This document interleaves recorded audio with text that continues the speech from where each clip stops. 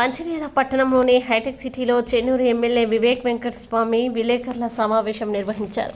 ఈ సందర్భంగా ఎమ్మెల్యే వివేక్ మాట్లాడుతూ కేటీఆర్ మేడిగడ్డ పర్యవేక్షించడానికి వచ్చిండా, చేసిన తప్పులు క్షమించమని కాళేశ్వరంలో పూజలు చేయడానికి వచ్చాడని ప్రశ్నించారు. కమిషన్లు దోచుకోవడానికి కాళేశ్వరం ప్రాజెక్టు నిర్మించారని ఎద్దేవా చేశారు. ఎల్లంపల్లిలో 20 టీఎంసీ కెపాసిటీకి 17.5 టీఎంసీ వాటర్ ఉన్నాయని, ఎల్లంపల్లి ప్రాజెక్టు నిండగానే వచ్చిన నీరు వచ్చినట్లు నందిమేడం రిజర్వాయర్ కి లిఫ్ట్ చేస్తున్నామన్నారు. ఒకవేళ కాళేశ్వరం నుంచి ఎల్లంపల్లి ప్రాజెక్టులోకి నీళ్లు లిఫ్ట్ చేసినా కూడా మళ్లీ ఎత్తిపోసిన నీళ్లు మళ్లీ కిందికి పోవాల్సిందేనన్నారు. గతంలో లిఫ్ట్ చేసిన నీళ్లు కిందికి వదిలేశారని 2000 కోట్ల కరెంటు బిల్లు వృధా అయిందన్నారు. కేవలం ప్రచారం కోసమే కాళేశ్వరం సందర్శనకి వచ్చారని అన్నారు. బీజేపీ నాయకులు తప్పుడు ఆరోపణలు చేస్తున్నారని మండిపడ్డారు.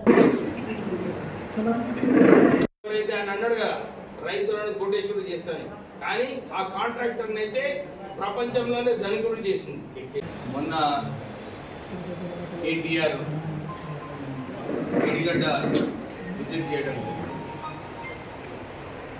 మేడిగడ్డ విజిట్ చేయడానికి వచ్చిందా, లేకుంటే కాళేశ్వరం టెంపుల్లో పోయి పూజలు చేసుకొని మాకు ఏదైతే ఇబ్బందులు ఉన్నాయో, మేము ఏదైతే తప్పులు చేసినామో మేము క్షమాపణ కోరడానికి పోయినా కాళేశ్వరంకి అర్థం కాలేదు.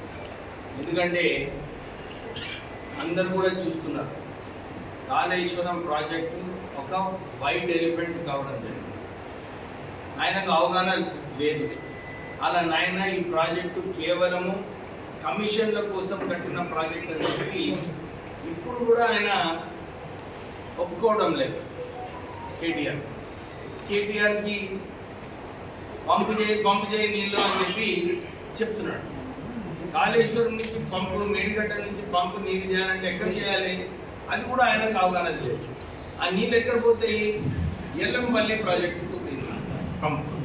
ఇంతకుముందు కూడా కేవలము కాళేశ్వరం ప్రాజెక్టు మేము స్థాపించడము, మేము కమిషన్ చేస్తున్నామని చెప్పి ఆ రోజులలో కూడా పైనుంచి వర్షాలు తుమ్మడి అట్ట నుంచి కాకా వెంకటస్వామి గారు ప్రాణాయిత చెవలాయిదైతే ఎన్నిసేట్ చేస్తారు.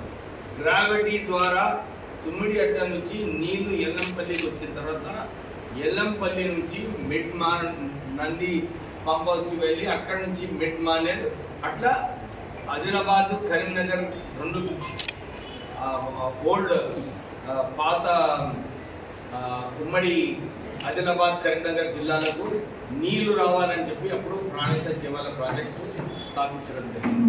కానీ ఈయన కేవలం కమిషన్లు దోచుకొనికి దీన్ని తీసుకువెళ్ళి కాళేశ్వరంలో మేడిగడ్డలో బ్యారేజ్ కట్టడం జరిగింది.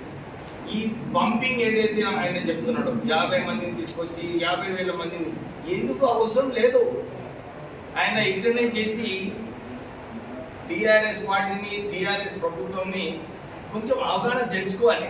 అరే నిజంగానే ఈ నీళ్ళు ఎక్కడ పోతాయి, ఈ నీళ్ళు పోతే ఎల్లంపల్లి కెపాసిటీ ఏమో 20 టీఎంసీల కెపాసిటీ.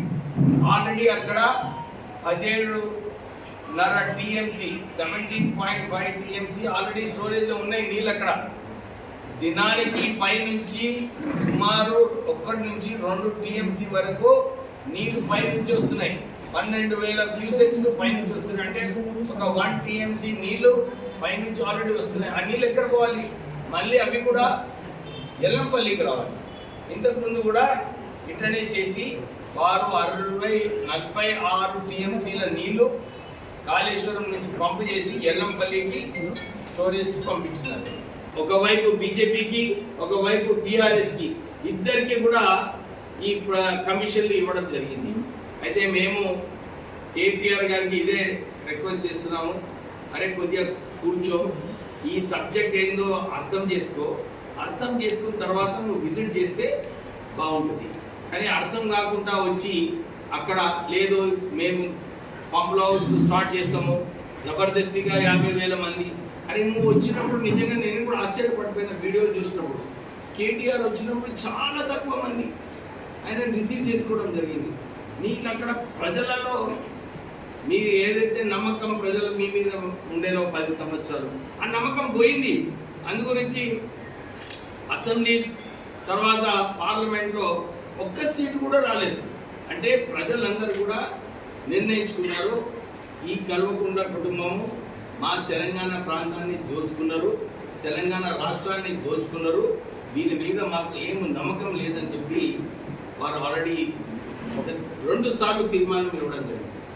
ఇంకోటి, నిజంగానే కేటీఆర్కి రైతుల పైన ప్రేమ ఉంటుంది, అక్కడికి వచ్చి బ్యాక్ వాటర్స్ వలన ఏదైతే రైతులందరూ కూడా ఈ ప్రాంత ప్రజలు చెన్నూరు నియోజకవర్గము, మంచిర్యాల నియోజకవర్గము, మంత్రి నియోజకవర్గము, ఈ ప్రాంతంలో ఏదైతే 1,00,000 ఎకరాలు సుమారు ఈ బ్యాక్ వాటర్స్ వలన మునిగిపోయినాయో వాళ్ళను పోయి రైతులను మాట్లాడి, అరే మా తప్పు అయిపోయింది, మా వలన మీరందరూ కూడా ఇబ్బంది పడుతున్నారు, మీ పంటలు నష్టం కావడం జరిగింది, మేమున్నప్పుడు సత్తాలో మీకు నష్టపరిహారం ఇవ్వలేదు, ఇప్పుడు మేము ప్రభుత్వంకి కోర్టు రిక్వెస్ట్ చేస్తాము, మీకు నష్టపరిహారం ఇస్తామని చెప్పి ఈ విజిట్ చేసుకుంటే బాగుంటుంది. కానీ కేటీఆర్ కేవలం రాజకీయం చేయాలి, ఎట్లా ఫోటోలు రావాలి, ప్రెస్లో రావాలి, కవర్ కావడం లేదు అని చెప్పి ఈ విజిట్ చేయడం జరిగింది.